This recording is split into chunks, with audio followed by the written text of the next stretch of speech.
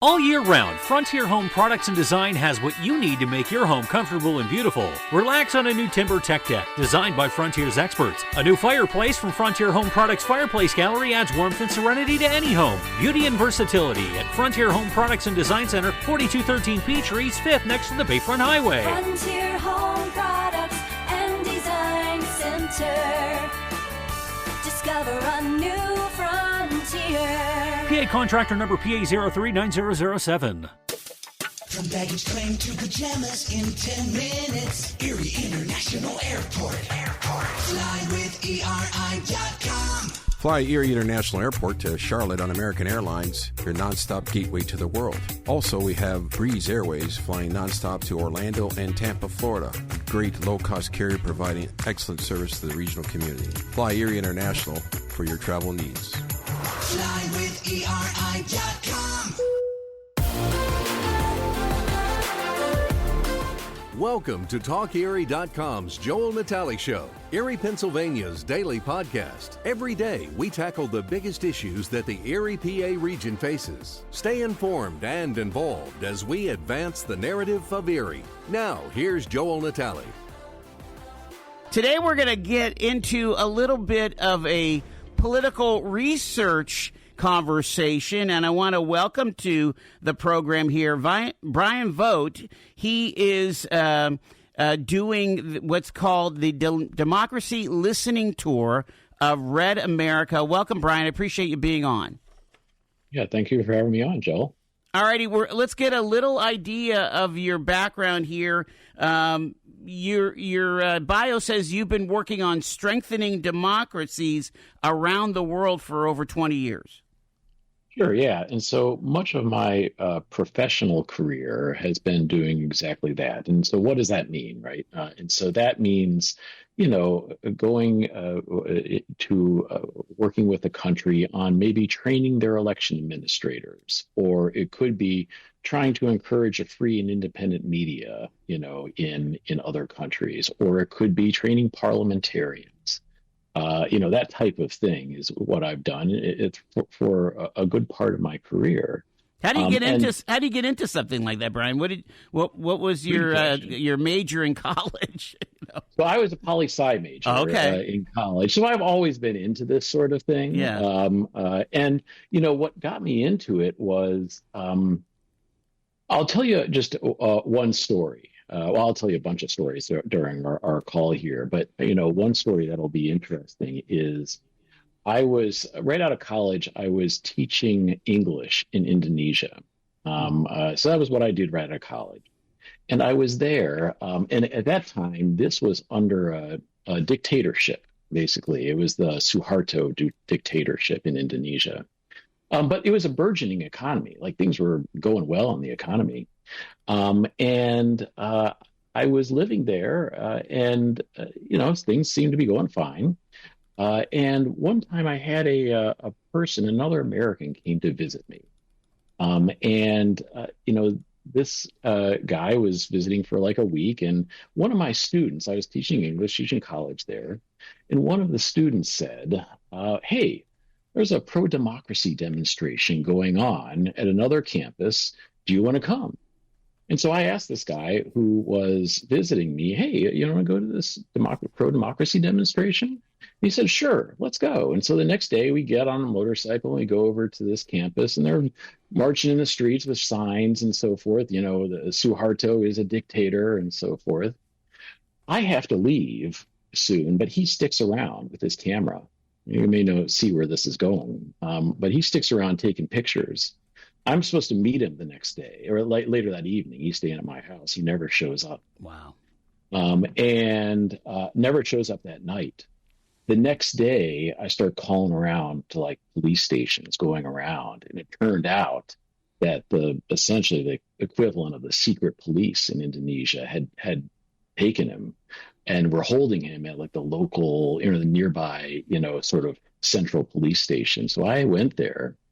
And I had to sit there and negotiate with the secret police. This guy, he's not a journalist. They thought he was a journalist, doing this. They eventually released him into my sort of custody, and he had to say, "I'll destroy my film and I'll leave the country immediately." Wow. Right? And then he left right away. And for me, that was an eye opener. Like, this is what it's like living in a dictatorship. Things are going well. Things are going fine. You go to the store, shelves are full, but you don't have the freedom to express yourself. And that really made an impact on me. And, in a way, sort of set me on this path, later in life, of really focusing on helping other countries strengthen their democracies. I don't want to get too much on a rabbit trail, but something that I learned from the Ken Burns American Revolution series is that this whole concept of, by the people, for the people, was really paradigm shifting or changing. It was a bomb that blew up. There had never been any kind of approach to this, since the Greeks or the Romans. Yeah, it really is. I mean, it's not that old. Like, this idea is still relatively new, even though it seems like we've had this over 250 years in our own country, right? But so just to fast forward a bit, I've done this through nonprofit organizations. I worked for the U.S. government doing this work, and I also, sort of full disclosure, I used to work for USAID, which about a year ago was closed down by the Trump administration. But at the same time, I had been thinking, and this is now for several years, even before the closure of USAID, that, it's great to be supporting strengthening democracies around the world, but we actually need some help here at home. And so that's what really has reoriented me to seeing what I can do to help strengthen our democracy here at home. Because, listen, the reality is most folks are fed up. They're not happy with how things are going. They don't feel like they're represented. And that's across the aisle, right? And so that's, what I have been doing most recently is like, how can I do this? How can I seek to improve our own system? And the genesis of this project, came about when I was looking at my work around the world and saw that, for durable democracy reform to happen, it really needs multiple parties involved. It can't just be one party that's pushing it forward. Mm-hmm. And what I found here in the U.S. is that, it's actually often Trump voters' voices that are not included in the sort of democracy reform efforts. And so that was the genesis of the project, to go out and meet with Trump voters, basically, and hear their perspectives on what isn't working, what would they like to see differently. And the goal then is to inform democracy reform organizations here in the U.S., and there are plenty of those, about how to integrate those voices and those people in your reform efforts. So you're saying that the current outreach from democracy types of groups generally didn't have folks that would have voted for Trump as part of their cohorts? Typically. I mean, these groups are all officially nonpartisan or bipartisan, right? Many of them are officially partisan, but, they do have conservatives on board, right? But they tended not to have Trump voters. And you can be a conservative and not support Donald Trump. There's plenty of folks like that out there. But they tend to be missing Trump voices, and that's literally half of the country that voted for our current president. And so if you're missing those people, you're missing a big part of the country. All right, before we go into some of the data and some of the stories that you're hearing, I want to, again, take a little bit of an exit ramp for a second there and talk about the impact of the basically the collapse of legacy media and how you've seen so far how that's been impacting democracy and having these multiple voices represented. Certainly, yeah. I mean, this is just a real takeaway. When I'm talking with people, I'm doing, asking people. It's one of the key questions I ask people is, where do you get your information? Very few people, will talk about traditional media, as their main source. Usually, it's podcasts. Sometimes it'll be sort of social media they get information from. And some people say, I have, sometimes cable news on in the background or so forth, but like that's not the main source of information. And so what that means, of course, is that we're in these media silos, right? We get media that confirms our pre-existing views, and that then further polarizes, our communities because we're not hearing the same information. And I frequently hear from people, I just want the facts, right? Now, do they really though? No, but it's right, and so there are plenty of media outlets who say we just present the facts, right? Right. Yeah, who knows? Well, and again, just to push a little further, the reward structure for our politicians is to get more clicks and get more folks on your reels or on your TikToks. And so, and again, a lot of people think he's hilarious. You have a senator like John Kennedy from Louisiana. He's a powerful person on Instagram because he's in the middle of a Senate hearing. He's just pulling jokes and things like that.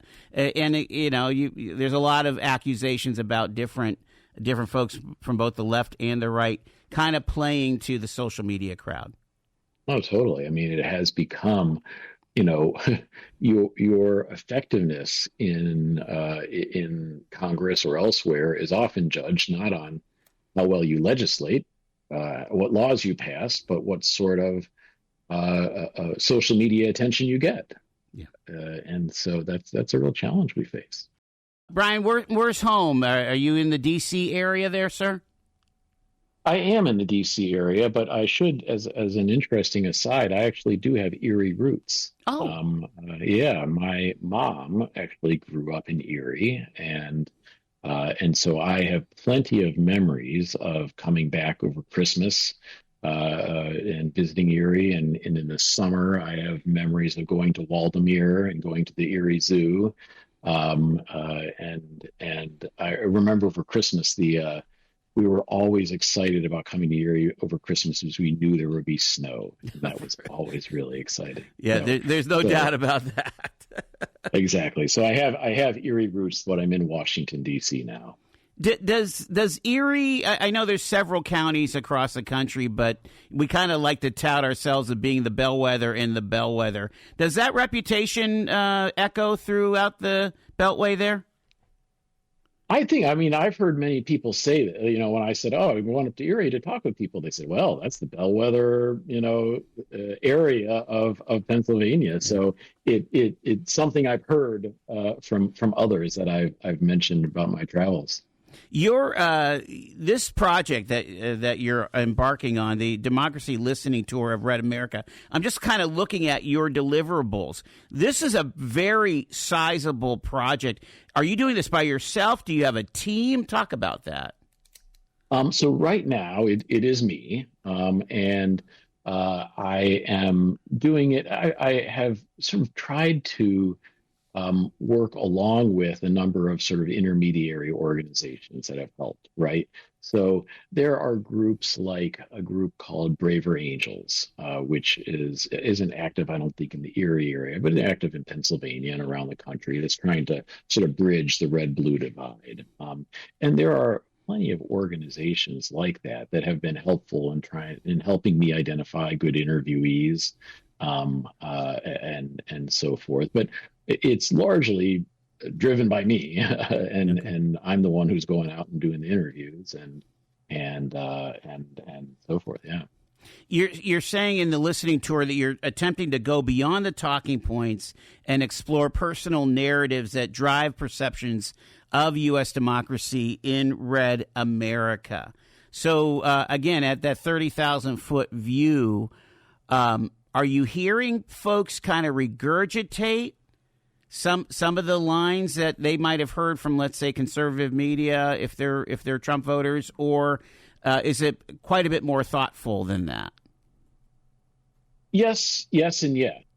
In the sense of, like, yes, of course, like, it's very easy to sort of, hear the words I've heard, the sort of things that I've heard on the news, not on the news, but like people are telling me I'm seeing in my Facebook feed, or Instagram or whatever.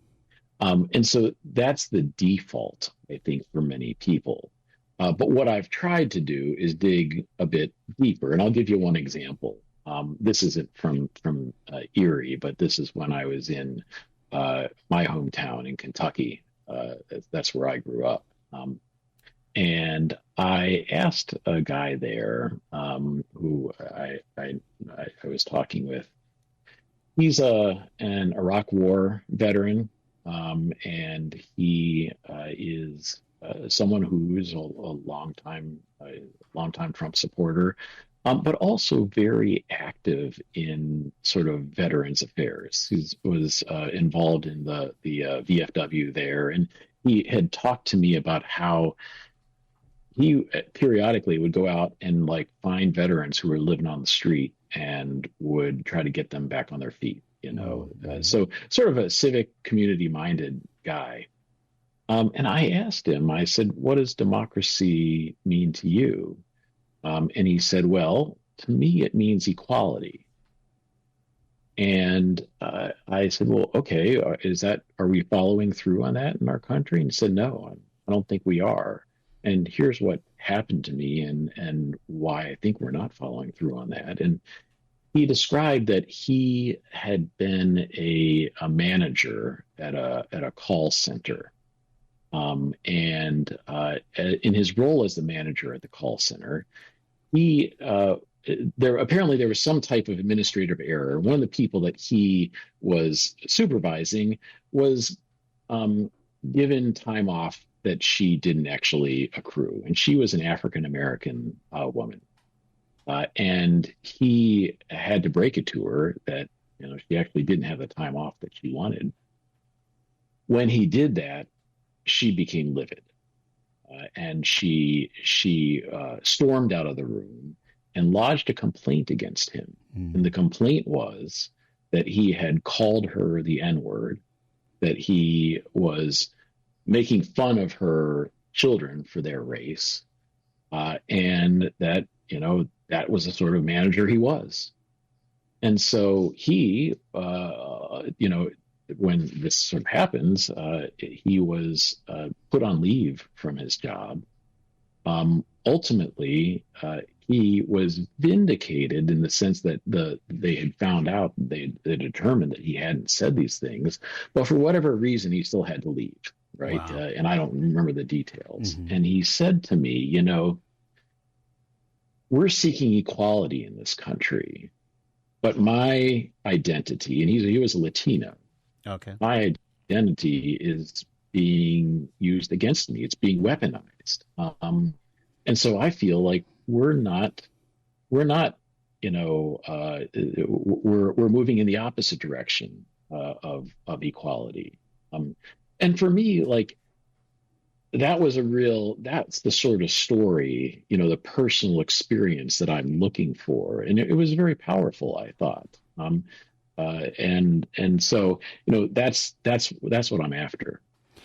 And just my editorial comment would be, oftentimes a story like that where, where a male was a victim, so to speak, right, is often dismissed, right, because the the oppressor-oppressed, binary is generally that males are always the oppressor, generally speaking. Right. And so when you're talking about folks that are trying to, drive change, unfortunately, we're in a situation where his point of view would be diminished, and that seems to be what you're kind of trying to fight against, or trying to kind of open it up to more viewpoints. Huh? Yeah, I mean, I think it's important. Like, his experience was real, right? And I think it's important that those who are seeking real democracy reform need to take those experiences into account. Do you feel that that the general intelligentsia just doesn't understand why 70 million plus people would vote for Donald Trump in 2024? Is there just a lack of understanding of why, or is there a blanket negative, painting with a broad brush all these people that voted for Trump? Yeah, I think there is an inclination by many to say, and we've seen this a lot of people, these people are racist. These people are, they don't care about X, Y, or Z. They don't care about democracy and whatever, right? That's not what I found. I've found very complicated people. Get paid to drive. Start a new career behind the wheel at the EMTA. If you are looking for a high-paying and rewarding career with full benefits and paid training, stop by or apply online today with the EMTA. Plus, EMTA riders can now enjoy free Wi-Fi on new, clean, and environmentally friendly buses to travel all over Erie County. Visit ridethee.com for more information. Get on board EMTA. Get on board EMTA. At Quickfill, what matters most is that our customers, our communities, and our heroes are taken care of. We start by providing American-made gasoline, which means you can buy local, keeping America and your communities strong. We also support vital charities every year and hold Operation Give Thanks each November to help provide a better future for our veterans and their families. We're proud to support the communities we live and work in, and we're doing our best every day to make our towns a better place. Quickfill, driving America. Looking for amazing finds and incredible deals? Visit Erie City Mission Thrift today. From stylish clothes and shoes to quality furniture and home goods, you'll discover something new each time while changing lives right here in Erie. It's shopping that feels good and does good. Come see us in Erie and Girard. Erie City Mission Thrift. Thrift with a purpose. And we have Brian Vogt with us here. He is involved in actually conducting it himself, the Democracy Listening Tour of Red America, making its way to Erie County. So, Brian, you've talked to a few people here in Erie County. Talk about the scope of some of your research that you've been doing around here. Yeah, I mean, I'll tell you, before the break, we were talking about, sort of the, how, and like I said, I'm largely interviewing Trump voters, but how it's much more, people are much more complicated than that they're portrayed to be by some on the outside. And one person struck me that I interviewed a few days ago. Interesting guy. Like, he said that he was a Trump voter, and said, I'm conservative, in my outlook on the world in general, but I'm also very anti-war.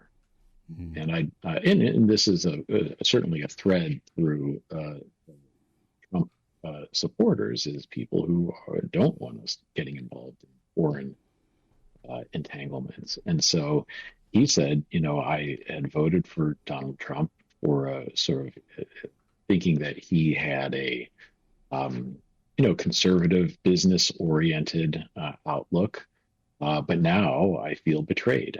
because of we had just gone into Iran, right? And that was a common refrain I heard from people, I would say, is a sense of betrayal, because they had voted for one thing, but then felt, that what we're seeing today isn't what. Do you? I mean, again, somebody that is very keen on communication. Do you feel that he's not communicating the war right, or is it the actions themselves have just kind of blown up for many of the folks you're talking to? Blown up what they thought they were voting for. The paradigm they were voting for was no foreign entanglements, focus on the home front, and and a focus basically on policy. Yeah, I think at least my perception, and I'm not in these. I don't pretend to be in their minds, but my perception is that it's about the action. I don't think a better communication strategy would necessarily win them over.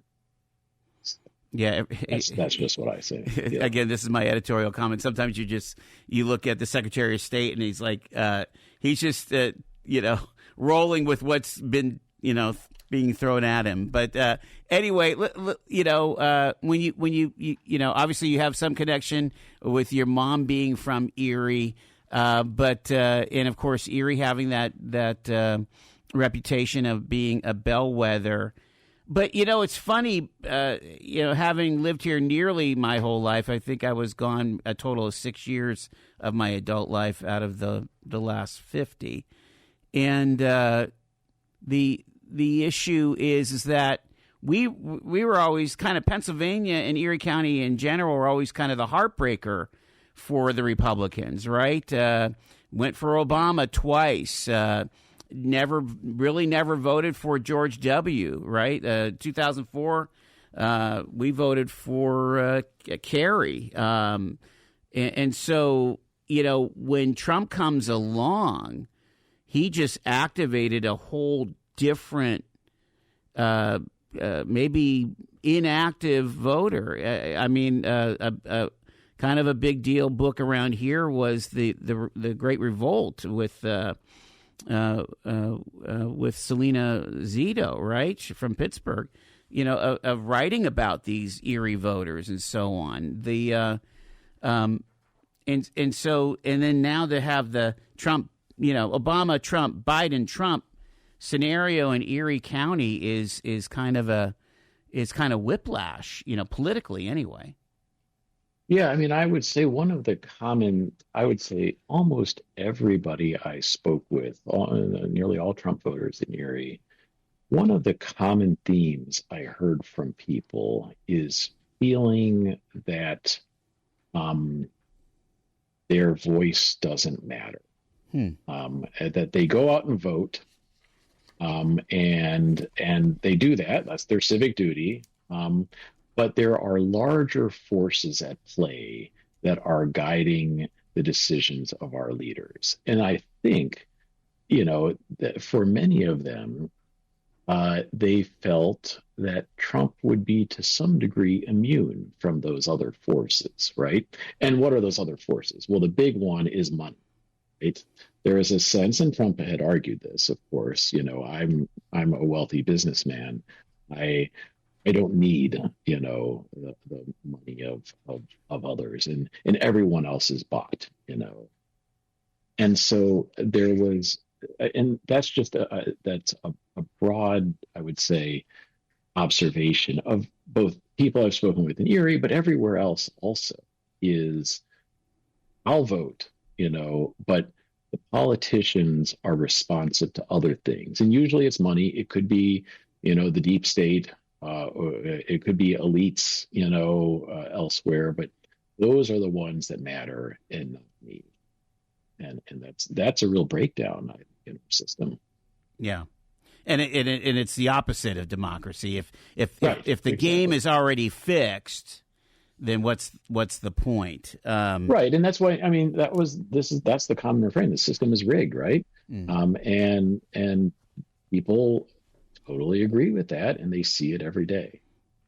What about this concept of places that time left behind? Again, you said you grew up in Kentucky. There's parts of Kentucky that are very progressive, and certainly parts that are not.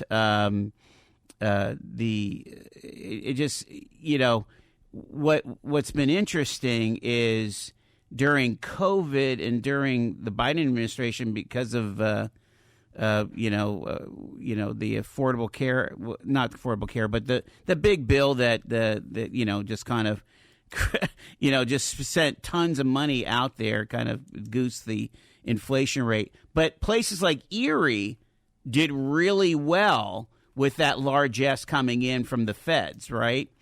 And now we're in a situation where we can't, and this is a kind of a silly thing but we hang our hat on, getting sand replenishment every year for our beaches, for Presque Isle, and we've been out of the money the last 2 years, and it's a concerning thing because that is our distinctive. That sets us apart from the Toledos of the world and other cities, Sandusky and so on the Great Lakes. And so we're not getting the kind of attention from the federal government, let's say, that we had for many, many years. And so what about this Rust Belt? Other guys are doing better.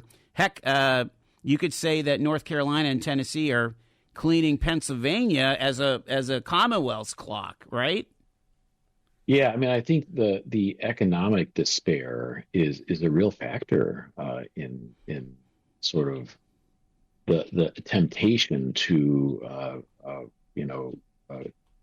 accept authoritarianism, and that's something you see around the world, right? When times are tough, you see a greater acceptance. Hey, things are bad. I'll sort of like, I'm willing to blow things up because times are pretty bad, and maybe someone will come in and be the savior. I'm willing to take that chance.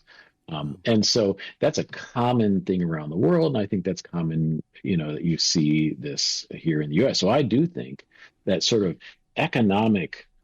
Your economic condition and your sort of strength of democracy go hand in hand. So I do agree with what you're saying. Let's talk about the solution side. It's easy to discuss problems, but how can you make all kinds of voices be a part of this democratic experiment, and that people can feel like they're being heard and they can contribute to the national conversation? Well, I'll tell you two things that have come out in the interviews that I've done so far. Because, of course, I ask people, what do you think needs to change? If you could do one thing, and I get a variety of answers, but one of the most common answers I get is get money out of politics. Get money out of politics. Because, as I described, my vote doesn't matter. What matters is what the big donors want. Now, that's tough, right? We've tried campaign finance reform efforts before, and they've been undermined at the Supreme Court. But I've had people, these are all Trump voters, who said, if necessary, this is someone in Erie said this, public funding of elections, Wow. Now, that to me is a pretty extreme, response, but people I've spoken with have been supportive of that type of thing. So that's one, right? Is the money in politics, and that's across the board. The polling shows this also, right? That conservatives and those on the left agree with that. The other one that I've heard consistently is do away with this gerrymandering stuff, and this is people, right? My understanding is Erie is represented by a Republican congressman, right? Right, from Butler County, yeah. Right. And so these are people who theoretically tend conservative and would be supportive of a conservative congressperson. But most everyone I've spoken with says, the gerrymandering, it's not democratic, right? The term often is, rather than voters choosing the politicians choose the voters, right? And so that's something that is also, I've been struck by how universal that has been. You get a little close to major campaigns, and you get an understanding of the election industrial complex, right?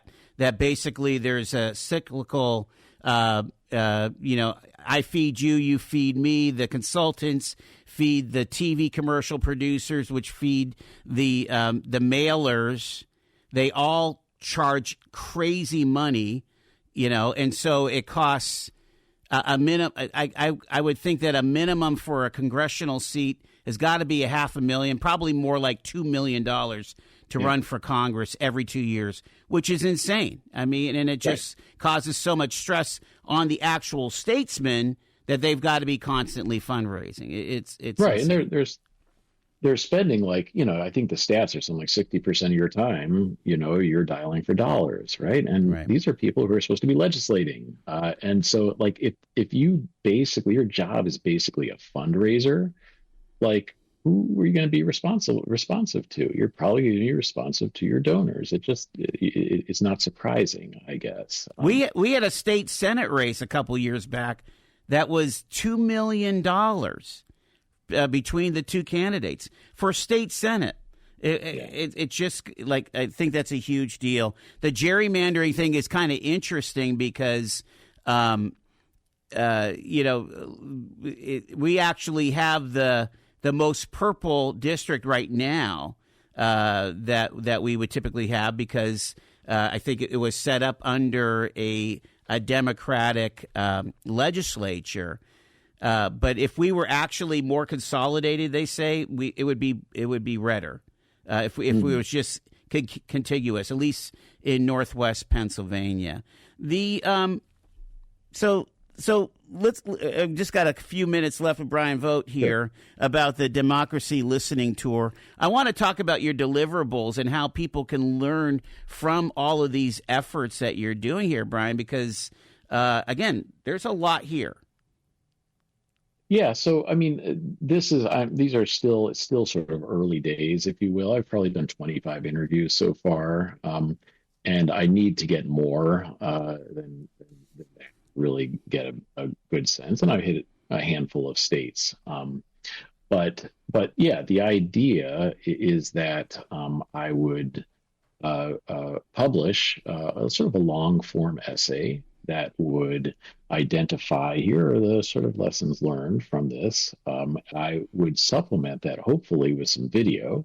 And some interviewees have been willing to go on video. And then, in addition to that, do briefings and presentations to democracy reform organizations. Like, here are the lessons learned, that I got. Here's what I suggest based on my research on how to engage Trump voters. And I hope that you would have a number of organizations that would be receptive to that. I was going to say, do you feel like there's still enough of the quiet or silent middle of the electorate that is able to have a civil conversation about fellow citizens and where they're coming from? It's harder and harder, right? I know that this is tough, but there are a lot of organizations out there trying to sort of address this core problem. Is that we have a hard time, even at Thanksgiving dinner, going back and talking with our relatives about these things, and with our neighbors and so forth. And that is not wrong to have different opinions, but what we need to do is learn how to discuss those civilly, and it's the online, and people know this. It's the online discussions, right, that are particularly damaging because people are just a different person online. The same two people that would have a very calm, thoughtful conversation in person, you see them online and you're like, what's going on here? Right. You know? Yeah, the keyboard warriors. I gotta ask you one last question here, because every once in a while I have a conversation about politics where people wish for a time that's different, maybe a time in the past. Maybe they wish for that immediate post 9/11 moment where we were united as a country, or they wish for a situation where we all felt it was morning in America in 1984 with Ronald Reagan and so on. Did you get any sense of this pining for a different moment, and what kind of leader could lead a different moment? Well, it's interesting that you mentioned the 9/11 example, because someone I spoke to there in Erie said exactly that. Because that was one of the questions I asked, is something like, tell me about a time in your life where you felt either very hopeful or very discouraged about our system. And the person had responded, yeah, right after 9/11, I felt hope. I mean, I think she said, I both felt devastated and scared, by what had happened, but I also felt hopeful by, people coming together.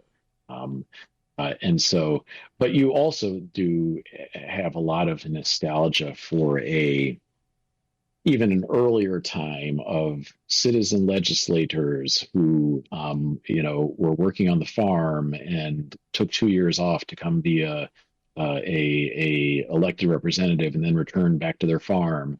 And so there's a nostalgia for that sort of thing. And so, yeah, I do hear, that type of thing a lot. Do you think that someone could lead the country that way? A healer? I mean, I always think about H.W. Bush, who wanted to have that kinder, gentler approach, because he thought that his predecessor, who was his boss, was a little bit harsh. And of course, H.W. didn't get any love until after he was long out of the White House, right?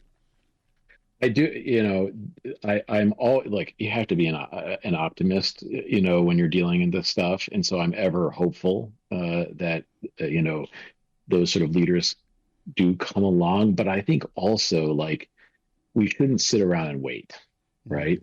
Because there's a lot of times you're like, if just a leader could come around and be that unifier, right? When we'd all, get along. And yes, that helps. Necessary, but not sufficient. I think we each have to take it upon ourselves, see what we can do to try to each create that sense also. So it's a mix. That's a great way to end here. Brian Vogt, again, he is in the midst of the Democracy Listening Tour of Red America, made his way to Erie County, Pennsylvania. We appreciate you taking the time to chat with us here, Brian. Okay, thanks a lot. You've been listening to The Joel Natale Show, Erie, Pennsylvania's daily podcast from TalkErie.com. Subscribe to our show on your favorite podcatcher and get involved by emailing joel@TalkErie.com.